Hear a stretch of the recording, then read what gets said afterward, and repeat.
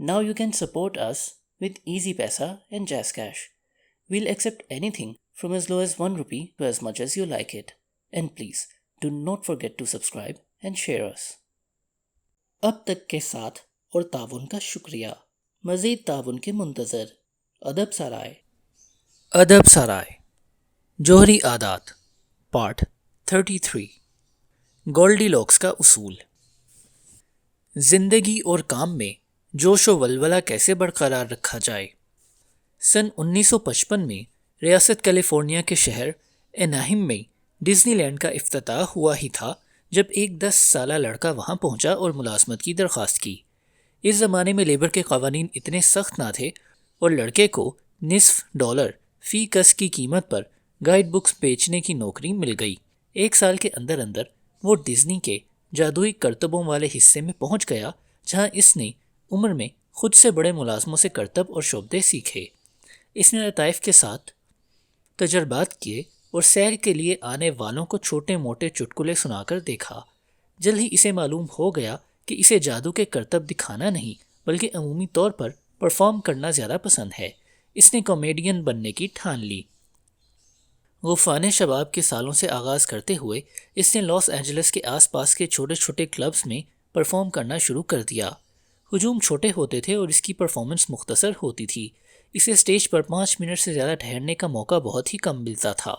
हुजूम में ज़्यादातर लोग पीने पिलाने या दोस्तों से बातें करने में इतने मुनहमिक होते थे कि इसकी तरफ कोई तवज्जो ही नहीं देते थे।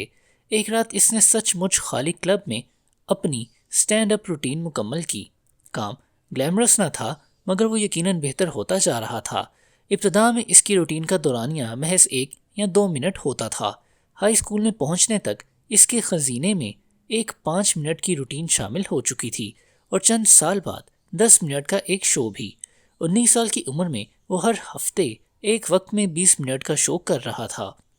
महज रूटीन की तवालत खातिर ख्वाह बनाने के लिए इसे 3 नज़में भी पढ़ाना पड़ती थीं, लेकिन इसके हुनर पर रोज़ बरोज़ निखार आ रहा था।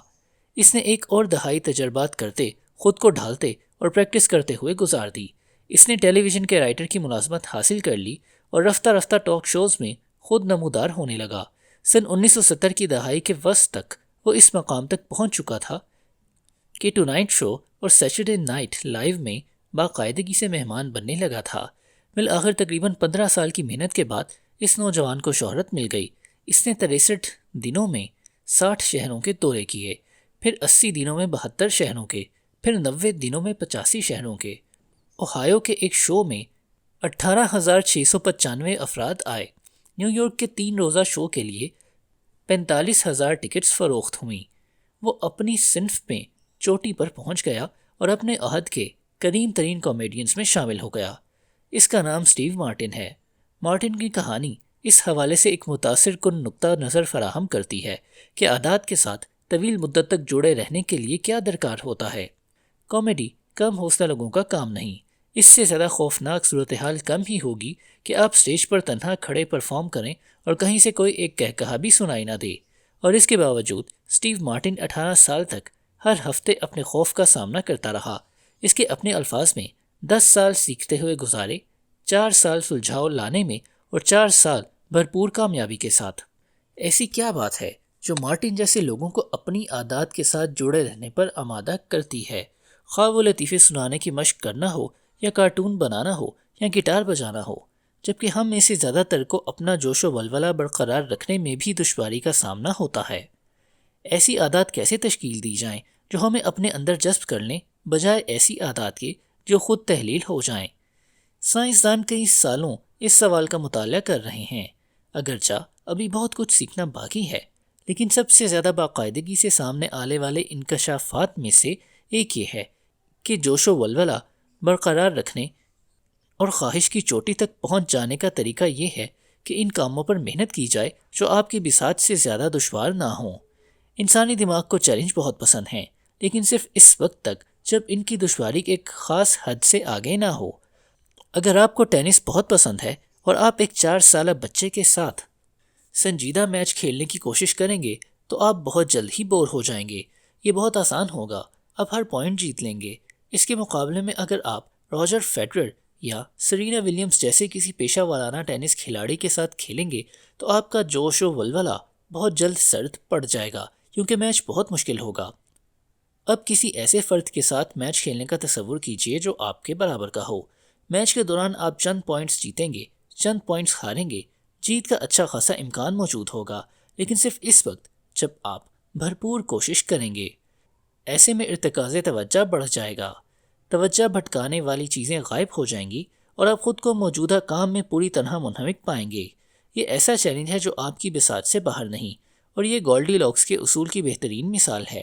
گولڈی لاکس کا اصول کہتا ہے کہ انسانوں کا جوش و ولولہ اس وقت عروج پر ہوتا ہے جب وہ ایسے کام کر رہے ہوتے ہیں جو ان کی موجودہ اہلیتوں کی حد کے بالکل نزدیک ہوتے ہیں، نہ زیادہ مشکل نہ زیادہ آسان، عین مناسب۔ جب کام کی دشواری اپنی بساط سے باہر نہ ہو تو جوش و ولولہ عروج پر ہوتا ہے۔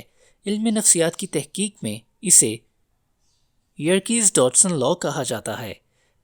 یہ قانون بوریت اور تشویش کی انتہاؤں کے عین درمیان واقع نقطے کو جوش و ولولے کا عروج قرار دیتا ہے۔ مارٹن کا کامیڈی کیریئر گولڈی لاکس کے اصول کی عملی شکل کی بہترین مثال ہے۔ ہر سال وہ اپنی کامیڈی روٹین میں صرف 1 یا 2 منٹ کا اضافہ کرتا گیا۔ وہ نیا مواد بھی شامل کر رہا تھا، لیکن چند ایسے لطائف ضرور رکھتا تھا جن پر قہقہا پڑھنا یقینی ہوتا تھا۔ فتوحات بس اتنی تھیں کہ اس کا جوش و ولولہ برقرار رہا، اور غلطیاں بھی بس اتنی تھیں کہ اس نے محنت کرنا جاری رکھا۔ جب آپ کسی نئی عادت کا آغاز کر رہے ہوں تو اس حد تک آسان رکھنا بہت اہم ہے کہ حالات سازگار نہ ہوں تو بھی آپ اس پر کاربند رہ سکیں۔ اس نقطے پر ہم نے رویے کی تبدیلی کے تیسرے قانون کے عنوان کے تحت تفصیلی گفتگو کی ہے۔ تاہم جب کوئی عادت پکی ہو جائے تو ضروری ہوتا ہے کہ چھوٹے چھوٹے قدموں کے ساتھ آگے کا سفر جاری رکھا جائے۔ یہ چھوٹی چھوٹی بہتریاں اور چیلنج آپ کی دلچسپی برقرار رکھتے ہیں، اور اگر آپ گولڈی لاکس زون میں کامیابی سے داخل ہو جائیں تو آپ بہاؤ کی کیفیت حاصل کر سکتے ہیں۔ بہاؤ کی کیفیت تب طاری ہوتی ہے جب آپ خود کو زون میں محسوس کرتے ہیں اور پوری طرح کام میں منہمک ہوتے ہیں۔ سائنسدانوں نے اس کیفیت کو حساب کتاب کے دائرے میں بند کرنے کی کوشش کی ہے۔ انہوں نے پتہ چلایا ہے کہ بہاؤ کی کیفیت حاصل کرنے کے لیے ضروری ہے کہ کام آپ کی موجودہ اہلیت کی گنجائش سے کم و بیش 40% زیادہ بڑا ہو۔ حقیقی زندگی میں کسی کام کی دشواری کا اس انداز میں تخمینہ لگانا عموماً ممکن نہیں ہوتا، لیکن گولڈی لاکس کے اصول کا بنیادی نقطہ اپنی جگہ موجود رہتا ہے۔ اپنی بساط کے مطابق مسائل کا سامنا کرنا، یعنی ایسے مسائل جو آپ کی اہلیت کی حد کے بالکل نزدیک ہوں، جوش و ولولے کو برقرار رکھنے میں نہایت اہم کردار ادا کرتا ہے۔ بہتری کے لیے ایک نازک سا توازن درکار ہوتا ہے۔ آپ کو مسلسل ایسے چیلنجز کی تلاش میں رہنا چاہیے جو آپ کو دھکیل کے حد کے نزدیک لے جائیں، لیکن اس کے ساتھ ساتھ اتنی پیش رفت بھی ہوتی رہے کہ آپ کا جوش سرد نہ پڑنے پائے۔ رویوں کو پرکشش اور تسکین بخش بنائے رکھنے کے لیے ان کا نیا پن برقرار رکھنا انتہائی ضروری ہوتا ہے۔ تنوع نہ ہو تو ہم بوریت کے شکار ہو جاتے ہیں، اور اپنی بہتری کی جستجو میں بوریت شاید سب سے بڑی رکاوٹ ہوتی ہے۔ بہاؤ کی کیفیت حاصل کرنے کے بعد کیا ہوتا ہے؟ اس حوالے سے میری ایک اپنی تھیوری ہے۔ اس کی تصدیق نہیں ہوئی، محض میرا قیاس ہے۔ ماہرین نفسیات اکثر کہتے ہیں کہ دماغ 2 طریقوں پر کام کرتا ہے، سسٹم 1 اور سسٹم 2۔ سسٹم 1 تیز رفتار اور جبلی نوعیت کا ہوتا ہے۔ عمومی الفاظ میں جب کام آپ بڑی تیزی سے انجام دے سکتے ہیں، جیسا کہ عادات، ان پر سسٹم 1 کا کنٹرول ہوتا ہے۔ دوسری طرف سسٹم 2 سوچ بچار کے اس پروسیس پر کام کرتا ہے جو محنت طلب اور سست رفتار ہوتا ہے، جیسے کہ ریاضی کے کسی مشکل مسئلے کے جواب کا حساب لگانا۔ جہاں تک بہاؤ کا سوال ہے، میں سمجھتا ہوں کہ سسٹم 1 اور سسٹم 2 سوچ کی 2 انتہاؤں پر واقع ہیں۔ ادراک کا کوئی عمل جتنا خودکار ہوگا، اتنا ہی سسٹم 1 والی انتہا کی طرف مائل ہوگا۔ کوئی عمل جتنا محنت طلب ہوگا، اتنا ہی سسٹم 2 کی طرف مائل ہوگا۔ میرے نزدیک بہاؤ سسٹم 1 اور سسٹم 2 کے درمیان تلوار کی دھار پر کھڑا ہے۔ آپ کام سے متعلق اپنا سارا خودکار اور ضمنی علم بھی استعمال کر رہے ہوتے ہیں، اور اس کے ساتھ ساتھ ایک ایسے چیلنج سے نبرد آزما ہونے کی بھی کوشش کر رہے ہوتے ہیں جو آپ کی اہلیت سے ماورا ہوتا ہے۔ دماغ کے دونوں نظام پوری طرح بروئے عمل ہوتے ہیں۔ شعور اور غیر شعور مکمل ہم آہنگی کے ساتھ کام کر رہے ہوتے ہیں۔ ادب سرائے